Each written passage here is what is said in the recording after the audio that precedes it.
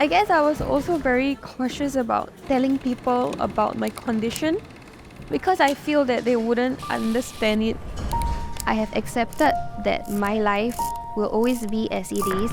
There will be lows, but as much as there will be lows, there will also be the highs in my life, which I try my best to enjoy to the fullest. Hi, my name is Chloe. I'm turning 23 this year and I have lupus.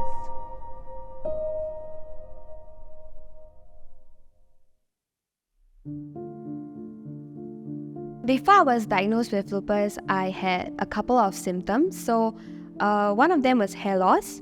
I had weight loss as well, joint and muscle pains. I also had ulcers, which I thought was normal. So, all these symptoms appeared very normal to me because they didn't seem very serious back then. I discovered that I had lupus after visiting 6 hospitals.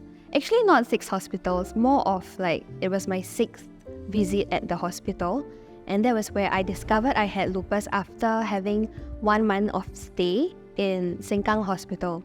So during this 1 month, I was actually sent for many different tests. I went for MRI scans, CT scans, ultrasounds, X-rays. I also went for other tests such as kidney biopsy, and I would say that almost every other day in the hospital during my 1 month stay, I had different blood tests to check my blood counts to ensure that my body is not failing on me. And I also was sent for multiple urine tests. So during this period of time, my doctor did a lot of thorough tests to find out the root cause of why I was having this sort of pain and why I was lacking a lot of protein in my urine and a protein in my body. So she found out through this test that I have lupus after 1 month of staying in the hospital.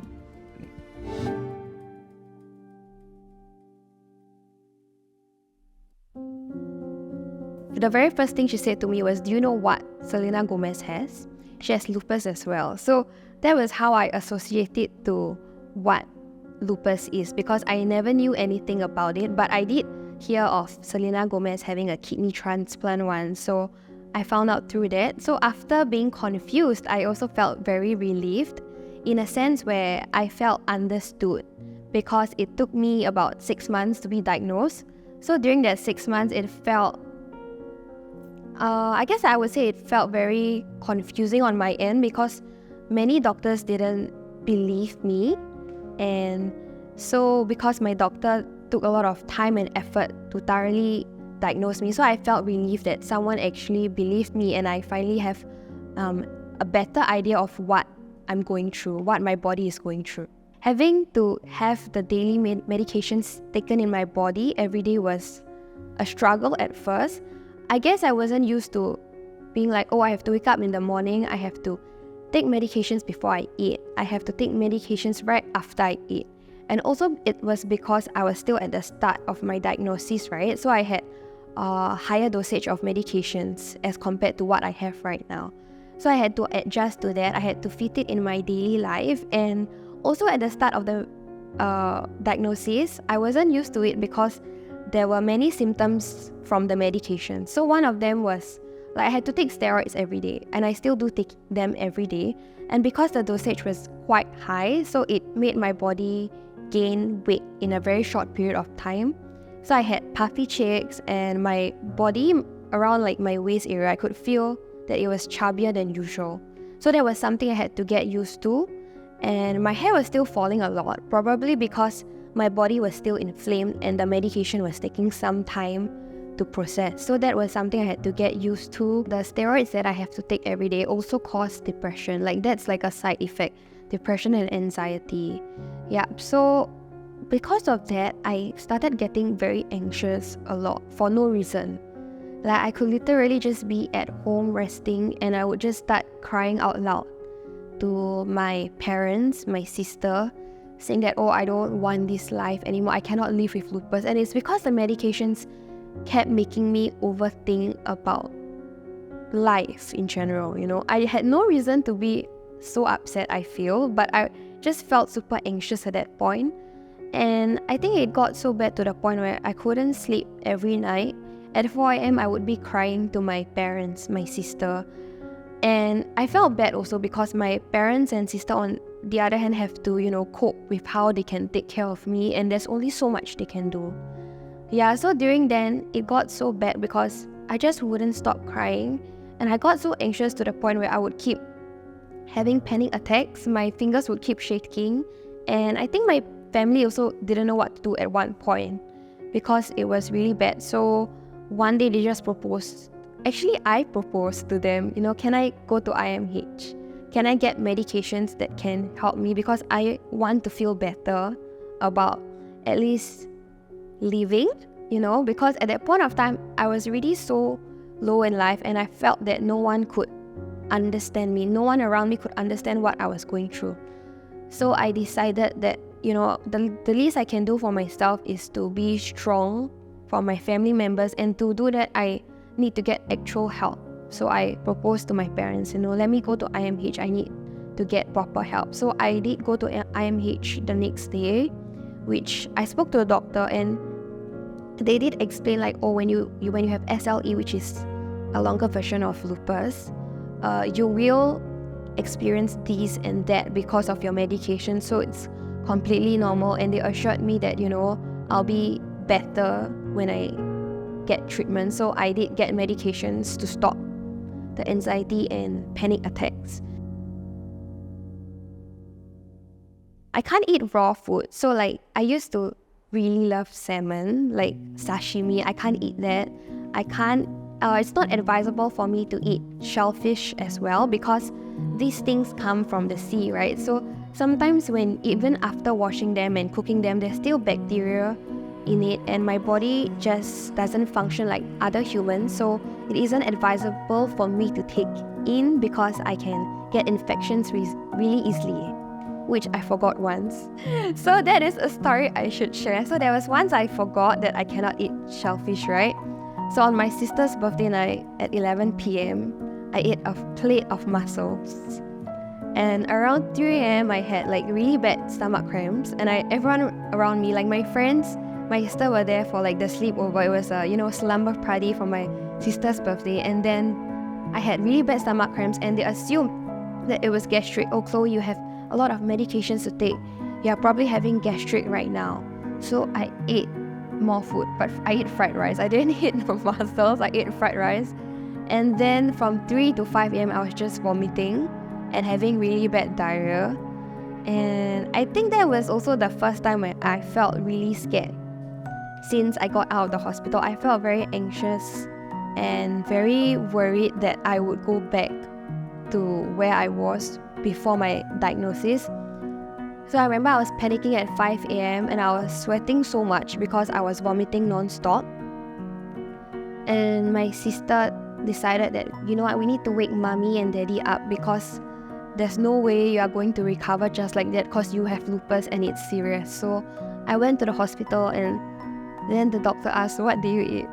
And that's when I realized, I ate something I shouldn't have eaten. So there was some sort of bacteria and infection in my body, which caused my body cells to fight against one another instead of, protecting my cells. So yes, so I had to be on drips for a bit, and I got out, and then I became more aware of what I should eat and what I shouldn't eat. Other than that, I also had to get used to saying no to people. Because people know me as a social butterfly, so I have friends who really love going out with me, which I guess it's a compliment because they find me comfortable and easy to be with. But because they like to go out with me so much, I have to find ways to say no to them on days where I'm very fatigued and tired, because the fatigue hits me a lot, which is something I still don't get used to even on today.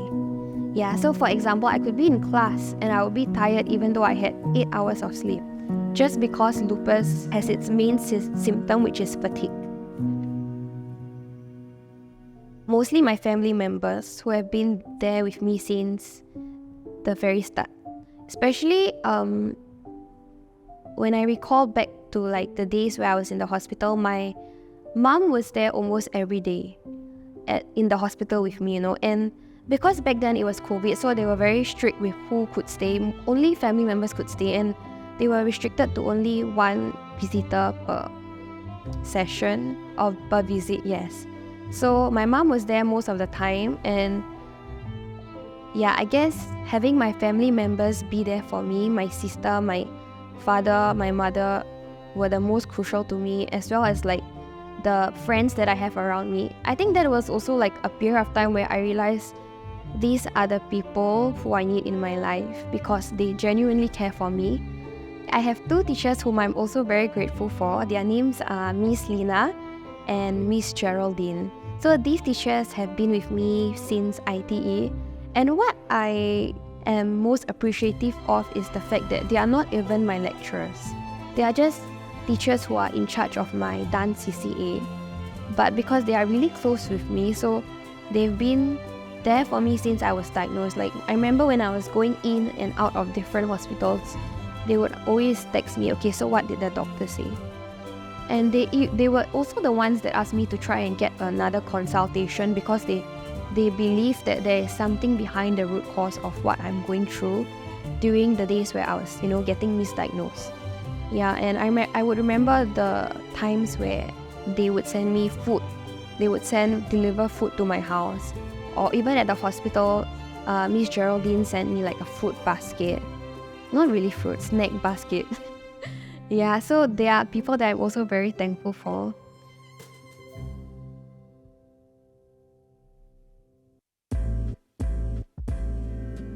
I've been dancing since 2017 when I entered ITE. So I actually started dancing from ITE Central's Hip Hop Dance Crew, Urban Central Statements. You can call it UCS also.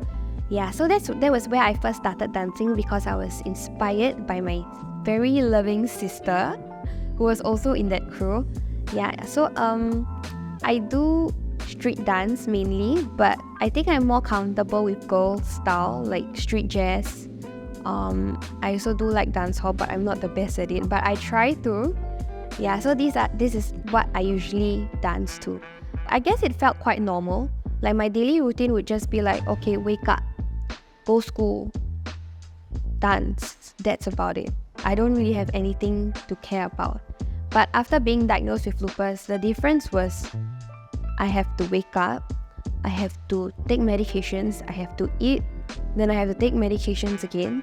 And then while I'm at school, I have to worry about whether I'm going to go to the washroom because I feel uncomfortable. And then I have to worry about, can my body take what I have after school?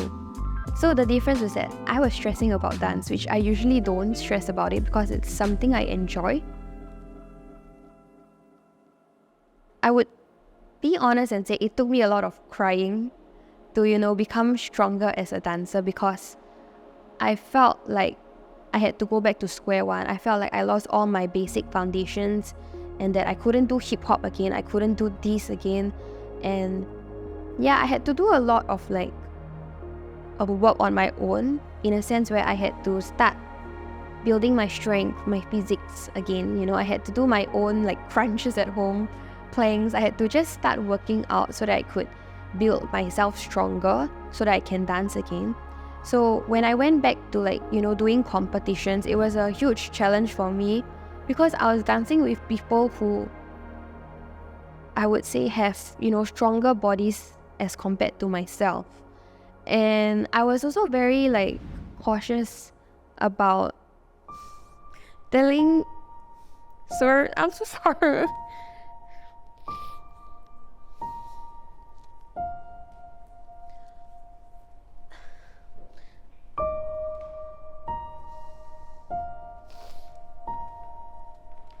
Thank you.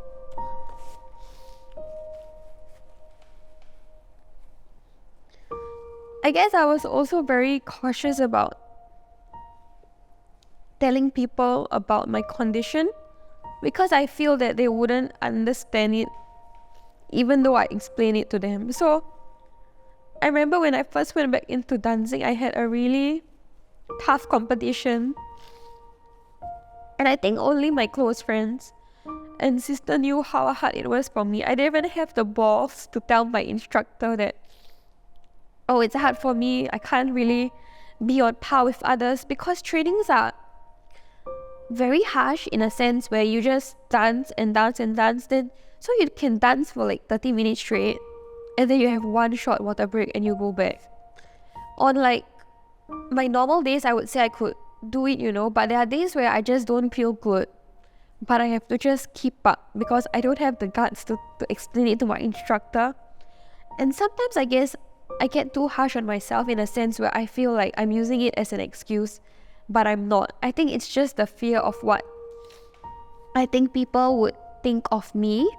So I just, put up a strong front, which I guess sometimes I usually shouldn't do it because my health is more important.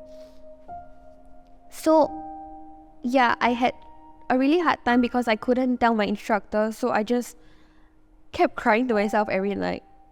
And I even told my sister that, as much as I enjoy dancing, I cannot wait for this to end. So she was there for me and she would listen to me only up till the recent years, which, this year I also joined the same competition under the same instructor whom I got more comfortable with. And one of my New Year's resolution actually is to be honest with people for this year. So I decided, if I cannot do it, I have to tell my instructor. And I think this year was even worse in a sense where I had to be hospital for 2 weeks. I had to be hospitalized for 2 weeks, like 1 month before the competition. So I didn't really have a choice but to tell my instructor, I just got out of the hospital. My body has became weak again, even though I've been going to the gym. And as much as I want to give the team the best I can give, there's only so much I can do. Yep, so I did have to explain to him, and he understood. So I guess he was being a bit more understanding on my side. He was still harsh, but he was also very understanding because he knows that, I'm not like the rest.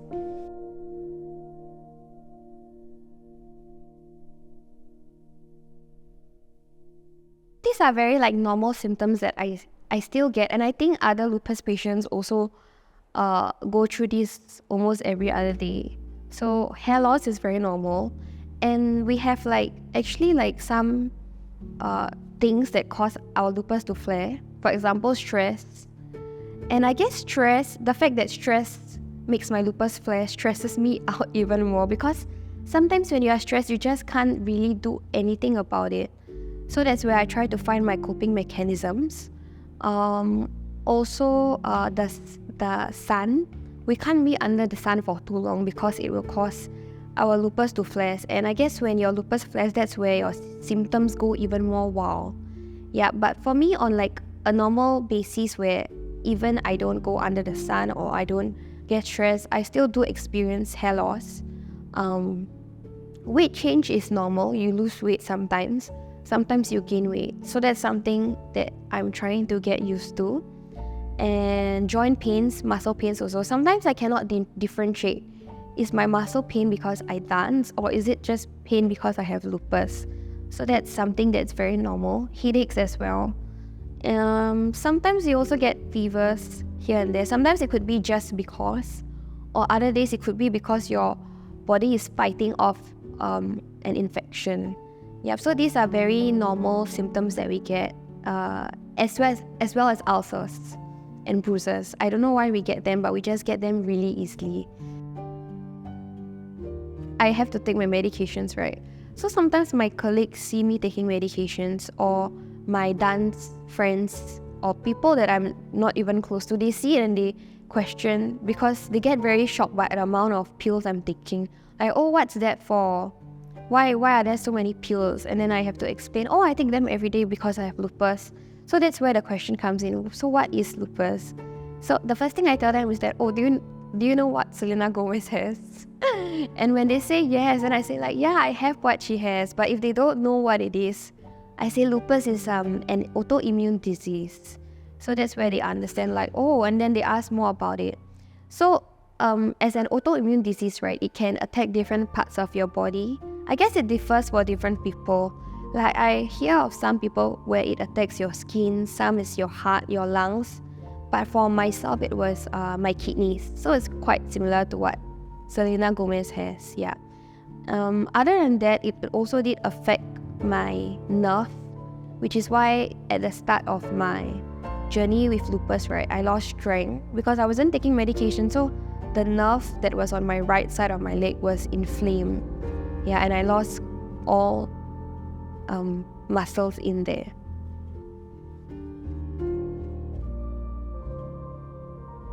I think my goals for the future right now are pretty vague but simple, in a sense where I just want to always live the happiest version of myself. I'll always want to be the happiest version of myself. And I think that also comes with acceptance, because I have accepted that my life will always be as it is. There will be lows, but as much as there will be lows, there will also be the highs in my life, which I try my best to enjoy to the fullest, because I know that when I'm sad, I can get over it. It will pass. It's not something that will be there for the rest of your life. So that's how I assure myself that I will always live the happiest version of my life the way I can. And some other goals I would like to achieve is to probably continue dancing while I still can. And of course, if my body is tired, I want to be healthy in a sense where I know that, okay, I cannot dance now, but I will dance when I can.